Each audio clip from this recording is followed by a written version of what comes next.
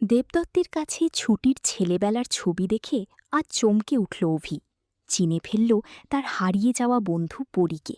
হ্যাঁ বন্ধুরা, প্রতিজ্ঞা ধারাবাহিকে দেখতে পাওয়া যায় অভি ছুটিকে বলে, আমি অফিস যাচ্ছি আপনার বাবার কেসটা নিয়ে।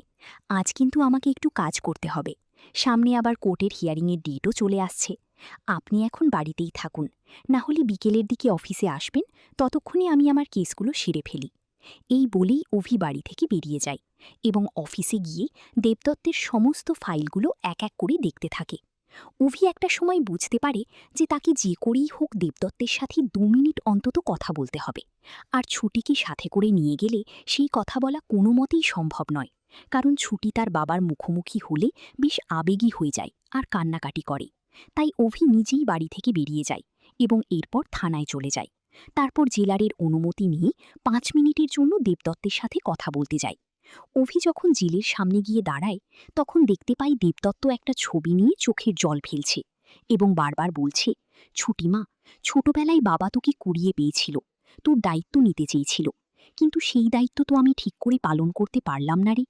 আশ্রয় বাড়ির আরও অনেকের ভবিষ্যৎ আমার উপর নির্ভর করে, কিন্তু আজ আমি এমনভাবে ফেঁসে গেলাম যে সবার জীবন ছিন্ন ভিন্ন হয়ে গেল। মনে মনে অভি ভাবতে থাকে, দত্তবাবু মানুষটা খারাপ নয়, উনি খুন করতে পারেন না।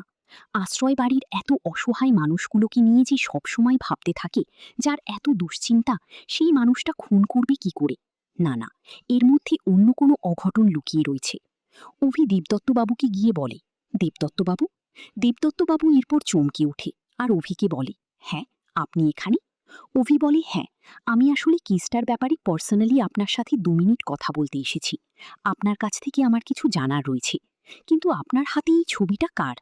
দেবদত্ত তখন ছবিটা অভিকে দেখিয়ে বলে, এটা হচ্ছে আমার ছুটি মায়ের ছবি। ছুটির ছোটবেলার ছবি দেখে চমকে ওঠে অভি। অভি বলে, কি বললেন? এটা ছুটির ছবি? এটা তো আমার বন্ধু পরী, আমার ছোটবেলার বন্ধু পরী। তার মানে ছুটি আমার হারিয়ে যাওয়া বন্ধু পরী।